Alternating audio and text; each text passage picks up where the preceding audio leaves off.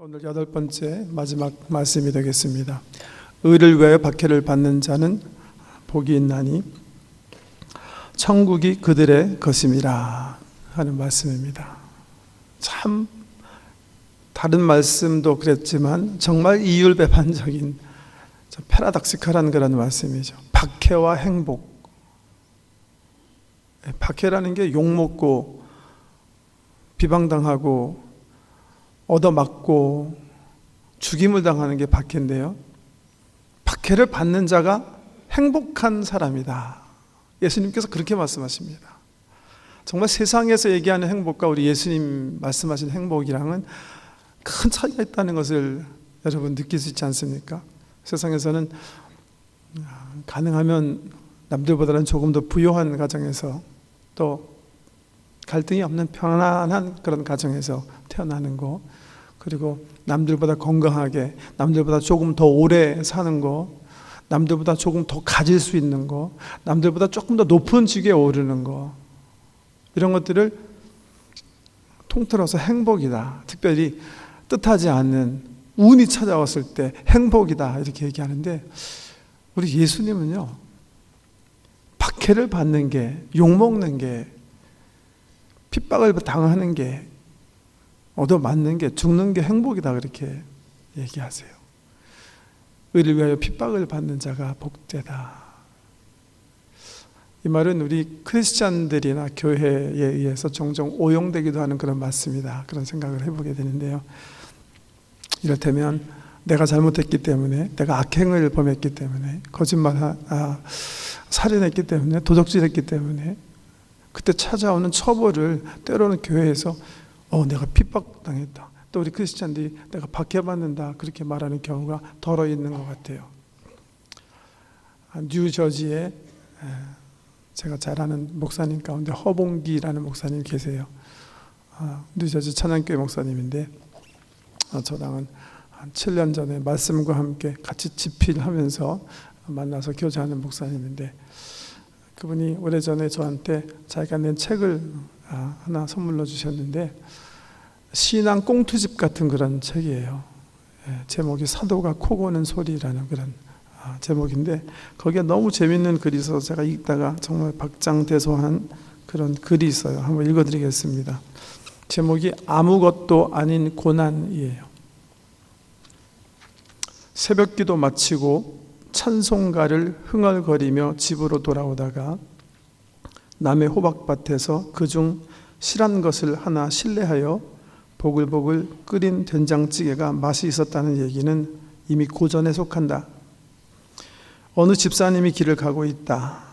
배가 출출하여 고구마를 딱 하나만 캐서 먹으려고 하였는데 줄줄이 따라 올라오는 바람에 그만 가지고 있던 자루에 주섬주섬 주워 담았다.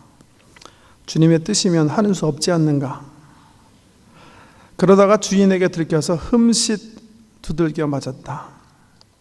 하나님의 뜻은 종종 알다가도 모르겠다. 이런 경우 할 말이 마땅치 않은 목사님이 그 집을 방문하여 찬송하고 기도하고 얼마나 아프시냐고 둘이 뭉실 위로하고 나오려는데, 그 집사님 말씀이 가관이다. 목사님, 너무 걱정하지 마십시오.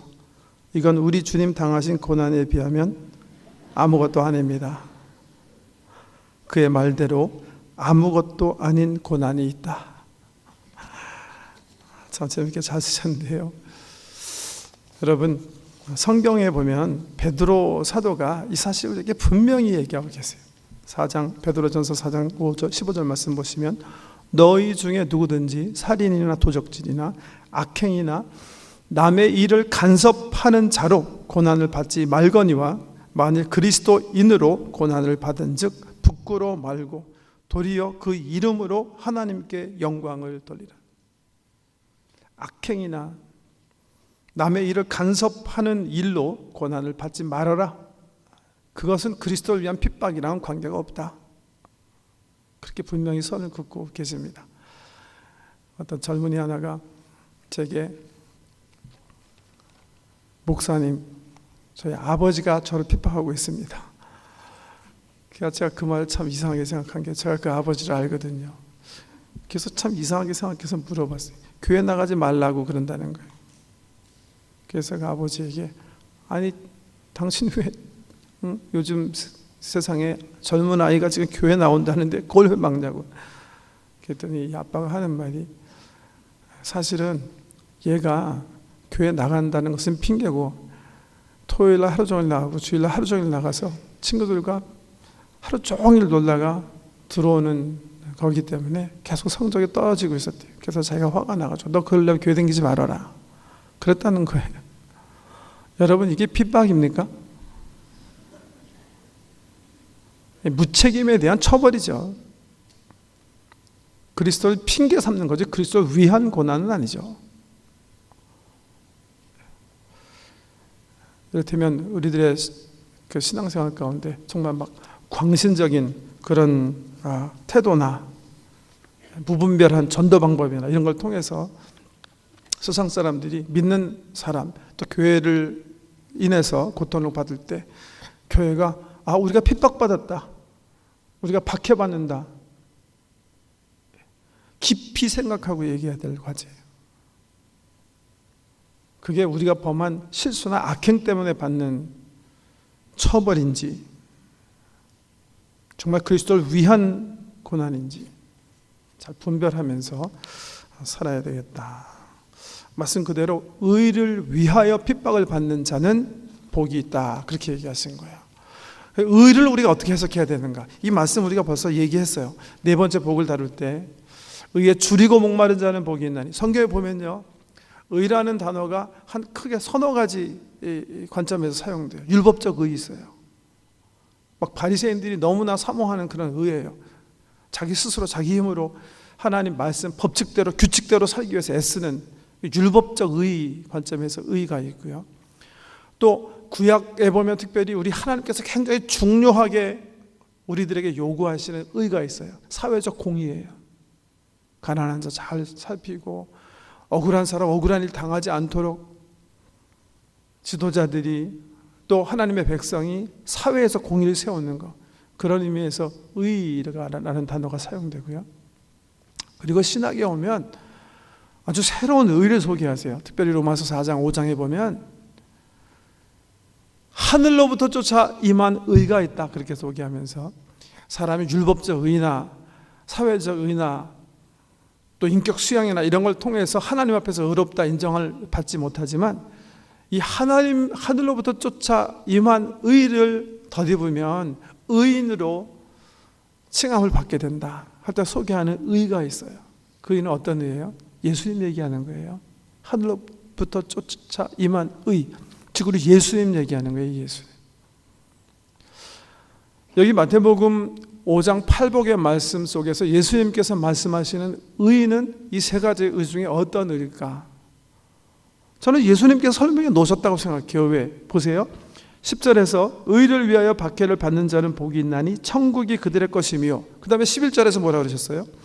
나로 말미암아 너희를 욕하고 박해하고 거짓으로 너희를 거슬러 모든 악한 말을 할 때는 너에게 복이 있나니. 10절을 11절에서 예수님께서 설명하세요. 그 의가 무엇인지 설명하는 거예요. 뭐예요? 예수님이세요. 그래서 우리가 네 번째 복을 얘기할 때도 의에 줄이고 목마른 자는 뭐예요? 하나님을 갈망하는 사람이에요. 전심으로 하나님을 찾고 찾으면 만나주리라, 내가 너를 통치하리라 하실 그 말씀을 우리가 살펴보자 한 이유가 바로 여기 있는 거예요. 예수님께서 설명하시는 거예요. 여기서 말하는 의는 바로 나다.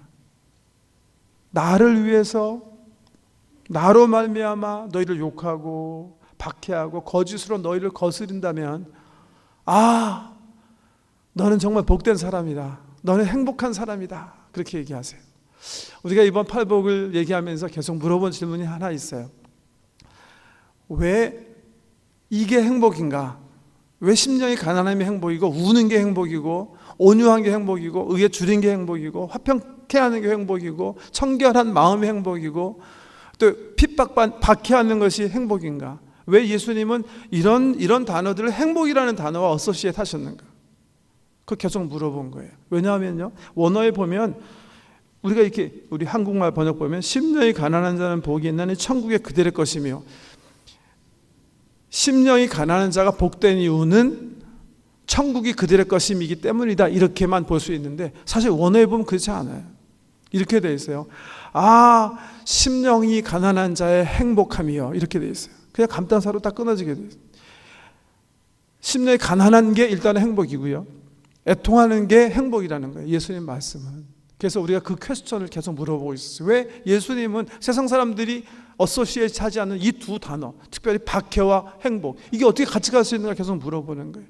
여러분, 박해받는 게 행복인가요? 어떻게 예수님은 그걸 행복이라고 얘기할 수 있죠? 그러기 전에 하나 얘기해야 될 게 있네요. 성경에 보면요, 예수를 위하여 받는 박해, 어떤 거죠? 크게 세 가지예요. 예수를 믿기 때문에 받는 박해예요. 우리 초대교회 성도님들이 많이 이것 때문에 박해받았어요.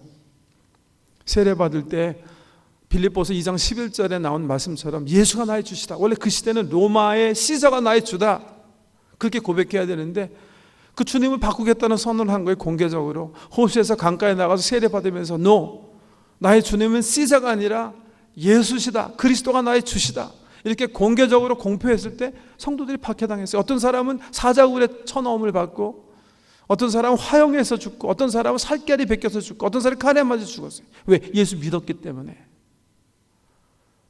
우리는 그런 시대, 그런 나라에 살지 않는 게 얼마나 행복인지 몰라요. 그러나 지금 이 순간에도 예수를 믿기 때문에 잡혀가고 처형되고 고문당하고 죽는 사람이 있어요. 어디예요? 세상 어느 나라에도 그런 나라가 많지 않은데 하필이면 그게 또 우리 민족이에요. 참 얼마나 억울하고 정말 황당한 일인지 모르죠. 지금도 북한에서는 그런 거예요. 예수 믿으면 잡아가서 죽여요.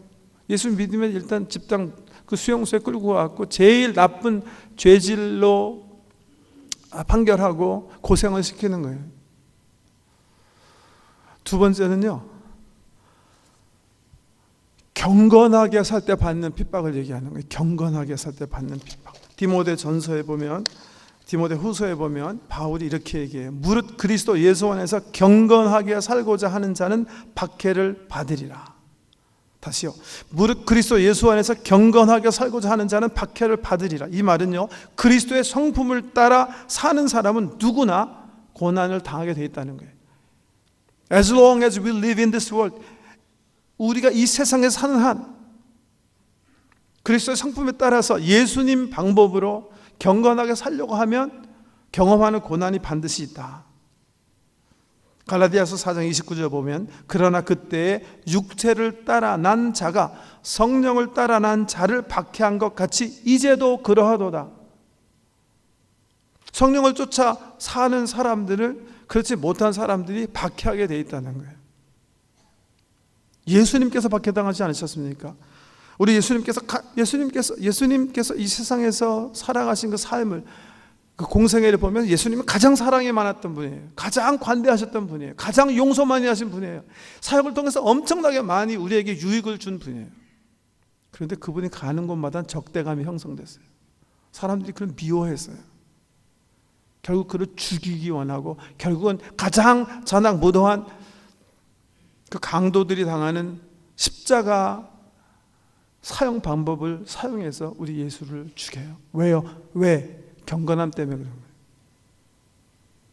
그의 경건함이 상대적으로 우리들의 악함을 드러냈기 때문에. 세상에서 경건하게 살려고 하면 지금도 박해받습니다. 2년 전인가요? 한 젊은이가 상담을 청해서 듣게 됐는데요. 이 젊은이가 대학을 졸업하고 증권가에서 짭을 잡았어요. 그래갖고 증권 브로커식으로 이렇게 남의 돈 이렇게 증권 사고 팔고 하는 그런 일을 하는데, 하는 중에 좀 복잡한 얘기인데요. 좀 간단하게 말씀을 드리면, 어떤 한 거부가 통장 2개를 만들어서 증권을 조작하는 거를 알게 된 거예요. 그래서 자기가 그 중간에 브로커 역할을 하는 걸 알게 된 거예요. 그거는 불법이랍니다. 그래서 이 젊은이가 자기 상사에게 가서 보고한 거예요. 근데 상사가 하는 말, 네 초년병이 뭘 아냐, 그냥 해. 그것 통해서 우리 지금 회사가 받는 유익이 얼마인데 그걸 제기할 근데 그 젊은이는 제가 말하기를 그렇게 되면 자기 무슨 라이선스인지 모르겠는데 그 라이선스 뺏길 수 있고 또 그 주식을 사는 그 상대 은행 그 해외 은행들이 자기의 그 잘못된 행동을 발견하게 될 경우에 자기는 큰 불이익을 당할 수 있다. 그러니까 영원히 축출될 수 있다는 거예요. 그 주식 시장 그 거래소에서. 그런데 할 수 있는 방법이 없는 거예요. 이 부정적인 방법 속에 연루되어 있어요. 그 젊은이가 찾아왔어요. 목사님 어떻게 했으면 좋겠습니까? 여러분 어떻게 대답하실 거예요? 저는 그렇게 판단했어요. 그 젊은이가 저에게 얘기할 때는 이미 마음의 결심을 했다고 생각했어요. 아니면 저에게 얘기하지 않겠죠. 제가 뭐라고 얘기할지 뻔하게 알 텐데.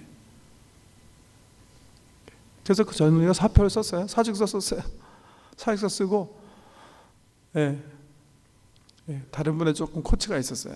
그렇게 하라고 누가 전문인들이 얘기해줘서 그 자기 위의 버스에 찾아가지 않고 그 위의 버스를 찾아가고 사직서를 내고 그 설명을 한 거예요. 나는 이런 이유 때문에 더 이상 이 회사에서 일하지 못하기 때문에 사표를 제출합니다. 그 상사가 듣고 모르겠어요. 그 상사도 사실은 그 부정적인 사실을 알고 은폐하고 있는지, 그러다가 젊은 사원 하나가 그 잘못을 지적하니까 할 수 없이 행동에 취하는지 모르지만 할 수 없이 인터널 인베스티게이션 그 뭐라 그래야 되는 거죠? 이게 사내 그 조사팀을 발동해갖고 이제 사건의 진상을 조사하기 시작해서 결국은 그 팀장이 다른 데로 이렇게 다른 부서로 이렇게 좀 떠나게 되고 그 젊은이는 그 짭을 가지고 근데요 그 젊은이가요 일하면서도 조금은 가시방석이래요.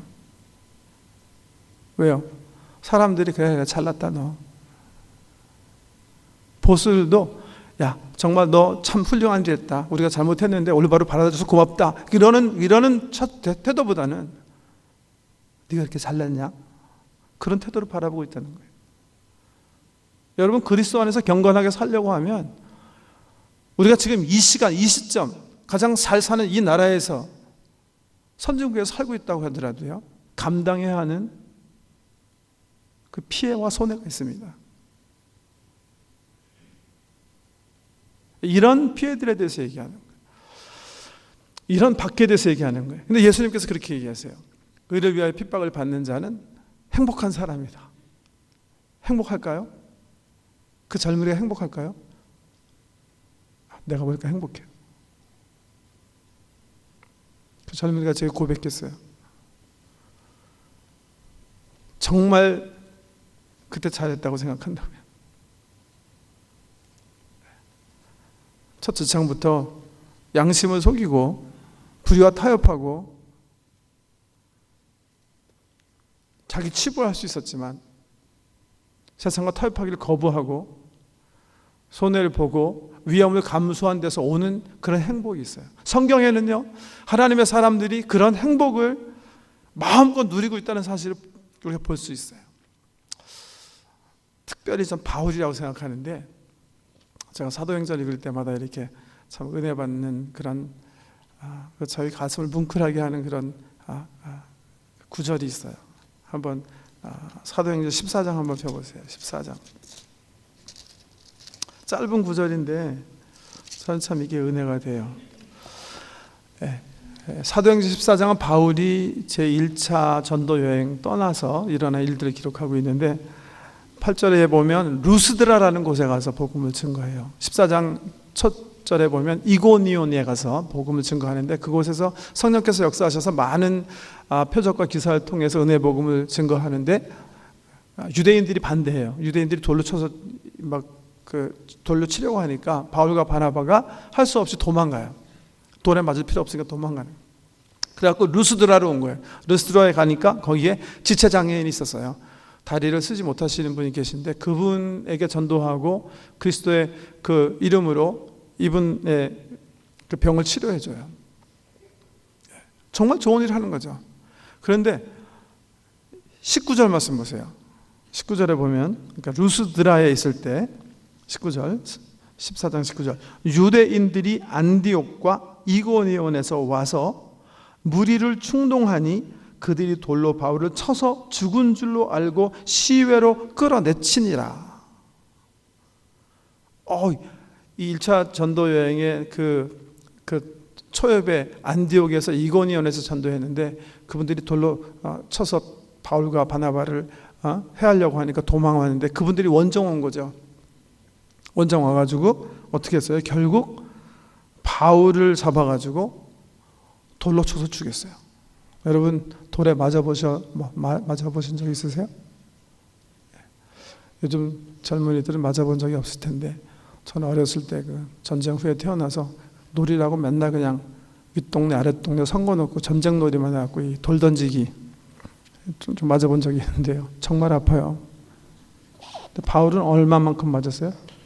다른 사람들이 저거 죽었구나, 그 정도로 맞았어요. 그러니까 그의 몸이 정말 다 찢어지고 머리 다 터졌을 거예요. 그 사람들이 바울을 버렸어요. 죽은 줄 알고. 근데 바울은 죽지 않고 살아나서 일어났어요. 근데 그 다음에 뭐 했나 보세요. 여기 20절, 제자들이 둘러섰을 때 바울이 일어나 그 성에 들어갔다가 이튿날 바나바와 함께 더베로 가서 복음을 그 성에서 전하여 많은 사람을 제자로 삼고, 그 다음 말씀 유의해서 들어보세요. 루스드라와 이고니온과 안디옥으로 돌아가서 제자들의 마음을 굳게 하여 이 믿음에 머물러 있으라 권하고, 또 우리가 하나님 나라에 들어가려면 많은 환난을 겪어야 할 것이라 하고. 어디로 다시 갔다고요? 돌맞은데 다시 가는 거예요. 루스드라로 다시 가요. 그리고 다시 원정원 안디옥과 이고니온으로 다시 들어가요. 환난과 고난이 있었지만 바울을 꺾지 못했어요. 왜 그런지 아세요? 행복했기 때문에 그래요. 저는 바울이 행복했기 때문에, 너무나 좋았기 때문에 다시 그 자기를 돌로 쳐서 죽이려는 현장으로 다시 안디옥, 시리아에 있는 안디옥 자기 선교 파송 교회로 돌아가기 전 다시 자기를 돌로 천 그 지역으로 향해 갔다고 생각해요. 그 사건을 웅변적으로 보여주는 게 사도행전 16장이에요. 소아시아에서 열심히 전도하려고 하는데 성령님께서 막으세요. 그런 중에 밤에 환상이 나타난 환상을 보게 되는데, 마케도니아 사람이 건너와서 우리를 도우라. 그래서 바울이 건너가서 처음으로 유럽에 예수 그리스도를 증거해요. 그리스에. 근데 거기서 어떤 귀신 들린 여종 하나를 만나요. 점치는 사람인데 예수 그리스도의 이름으로 그 귀신을 쫓아내요. 왜 전 못 보게 됐어요? 그 주인이 화가 나가지고서 바울 일행을 잡아요. 그래가지고서 옷 벗기고 때려요. 때리고 찾고 채워서 지하 감옥에 쳐넣습니다. 그때 바울이 어떻게 해요? 찬양해요. 하나님을 향해서 감사를 표현해요. 내가 옛날에는 예수 믿는 사람 죽이고 예수를 핍박하고 교회를 핍박한 사람이었는데, 이제 나에게도 예수를 위한 고난의 은총이 있구나. 너무 행복해하는 거예요. 너무 행복해하는 거예요. 그게 예수께서 얘기하시는 행복이에요. 여러분 그 행복 맛보셨어요? 우리 좀 아까 찬송한 대로 나는 죽어도 좋습니다. 저는 순교하시는 분들이 자살이라고 생각해요. 기쁨으로 선택하는 거예요. 그 귀한 찬스를 놓치기 싫어서 스스로 그 길을 걸어가는 거예요. 자의로. 왜요? 정말 행복하기 때문에 그래요. 세상에 주는 행복과는 관계없는 행복이지만 우리 삶에서 누릴 수 있는 최고의 행복이 거기 있기 때문에 스스로 선택해서 가는 거예요. 예수님께서 말하는 행복이 그런 행복이에요. 여러분. 의를 위하여 핍박을 받는 자는 복이 있나니 그들이 천국이 그들의 것이며, 연이어서요, 이 땅에서 행복할 뿐만이 아니라 그 사람들이 행복해야 할 이유를 또 이렇게 설명하세요. 나로 말미암아 너희를 욕하고 박해하고 거짓으로 너희를 거슬러 모든 악한 말을 할 때에는 너희에게 복이 있나니 기뻐하고 즐거워하십시오. 하늘에서 당신들의 상이 크기 때문입니다. 첫 번째 이유. 두 번째 이유죠. 상이 크기 때문이다. 상이 크기 때문에 큰 상을 하나님 나라에서 받게 되기 때문이다. 그렇게 얘기하세요. 우리 성도님들 집에 이렇게 방문해 보니까 몇 가정이 우리 대한민국 정부에서 준 그 무슨 유공훈장 그런 당신들이 받은 건 아니고 아버님, 할아버님이 받은 걸 이렇게 딱 집에다가 이렇게 걸어놓으신 가정이 몇 되세요. 보면서 얼마나 부러운지 몰라요. 할아버지가 또 아버님이 우리 한국이 일제 강점기에 있을 때 정말 독립투사로 나라를 위해서, 민족을 위해서 생명을 걸고 싸움하신 분들이 나중에 그 공을 인정받아갖고 자손들도 자긍심을 갖고, 또 어떤 분은 우리 6.25 전쟁 때 많은 공을 세우셔가지고 또 나라에서 표창을 받은 그런 분들도 계시고요. 여러분, 한 민족과 나라를 위해서 민족과 나라가 인정한 상을 받아도 참 우리에게 큰 기쁨이 있다면, 잠시 안개와 같은 세상에서 받는 상보다 영원한 나라, 하나님의 복음을 위해서 하나님께서 하나님 나라에서 줄 큰 상급이야 말할 필요가 있겠습니까? 예수께서 그 상을 약속하시는 거예요. 나를 위하여 받게 받는 자에게 내가 그 상을 약속한다. 그래서 기뻐하라. 두 번째는 너희 전에 있던 선지자도 이같이 박해하였느니라. 두 번째 이유예요. 선지자도 박해당하니까 너희도 박해당하니까 함께 기뻐해라. 그러니까 이 물귀신 작전이라고 그러나요? 같이 고난을 겪고 있으니까 동병상련 그래서 위로받으라는 말인가요? 그 말 아니죠. 어떤 말이에요? 이거는요, 이런 거예요. 시금석 같은 말이에요. 정말 내 삶 속에 박혀가 있어요. 예수로 인한 아픔이 내 삶 속에 나타나요. 그러면 선지자 수준이라는 거예요. 선지자 수준. 선지자들이 뭐 했어요? 하나님의 말씀을 세상에 있는 그대로 선포했어요. 예레미야 보세요. 모든 사람이, 모든 종교 지도자들이 우리 유다는 괜찮다, 하나님께서 우리 선택한 백성이기 때문에 괜찮다 했을 때 no. 하나님께서 너의 악을 보시고 토해내고 싶으셔서 이제 징계 매로 우리를 치실 것이다. 우리는 바벨론에 넘어갈 것이다. 그냥 항복하는 게 좋다. 주의 말씀을 대언했기 때문에 잡혀가지고 머리 뽑히고 뺨 맞고 침배침을 당하고 지하감방에 들어갔어요. 왜? 세상에 나가서 예수 위해서, 예수님 복음, 하나님 위해서 하나님의 말을 전했기 때문에, 적극적인 삶을 살았기 때문에 그렇다는 거예요. 그런 사람에게만 핍박이 다가와요. 우리가 예수 믿고 의에 줄이고 목말랐기 때문에 하나님 알기 원하고 신앙생활 열심히 하고, 그러나 세상에 나가서는 우리 주변 사람들이 내가 예수 믿는지 알지도 모르게 경건하게 살기보다는 세상과 타협하고, 믿지 않는 사람을 향해서 그리스도의 복음을 증거하기보다는 함구하고 하고 살면 핍박이 오진 않습니다. 그러나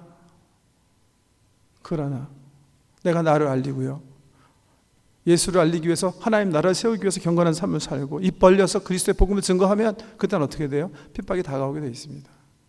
박해가 다가오게 됐어요. 그런데 그러면 기뻐하라는 거예요. 왜? 그게 선지자 같은 삶이기 때문이다. 선지자 수준의 삶을 살았기 때문이다. 그리고 선지자가 봐야 되는 귀한 영예를 받게 될 것이다. 그렇게 말씀하겠습니다. 8번째 시리즈 말씀 마치고 전체 종합하겠는데요, 저는 예수님께서 말씀해 주신 이 행복, 참 정말 귀한 말씀이라고 생각해요. 서두에 말씀드린 것처럼 세상에서 말하는 행복과는 관계없어요. 남보다 조금 더, 조금 더, 조금 더.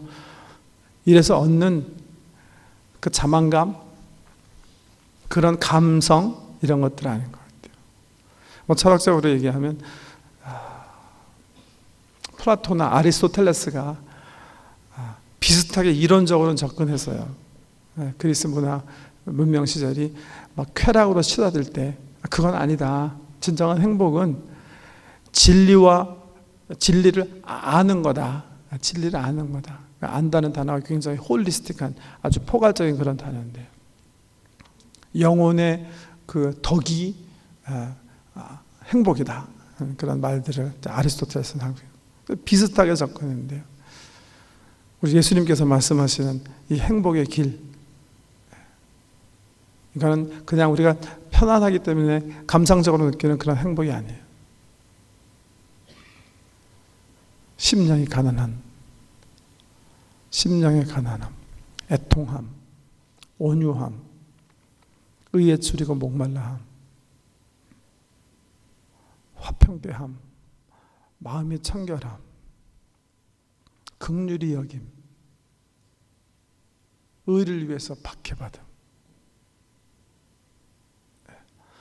8가지 우리 예수님께서 우리에게 제시하시는 길을 잘 가슴속에 새기고 우리 삶의 현장에서 이 길을 걸어갈 때 세상이 주지 못하는 참 행복이 우리 삶 속에 나타날 줄 믿습니다.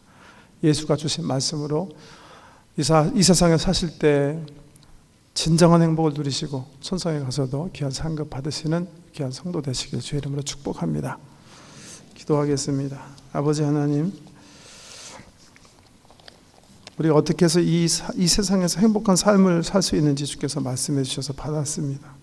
한 귀로 받고 한 귀로 흘리지 않고 가슴속에 새기고 이 말씀을 내 삶의 현장에서 내 삶의 열매로 엮어나가면서 세상 사람들이 경험하지 못하는 행복을 누리게 해주시고 그 행복을 나누면서 하나님 나라 세워가는 우리 될 수 있도록 은혜 베풀어 주시옵소서. 오늘 특별히 예수 위에서 박해받는 그 삶이 얼마나 복된 삶인지 말씀해 주셨습니다.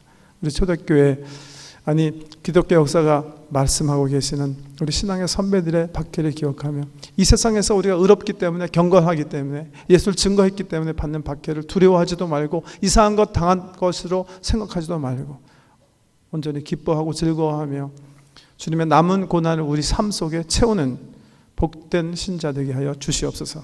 예수님 이름으로 기도드립니다.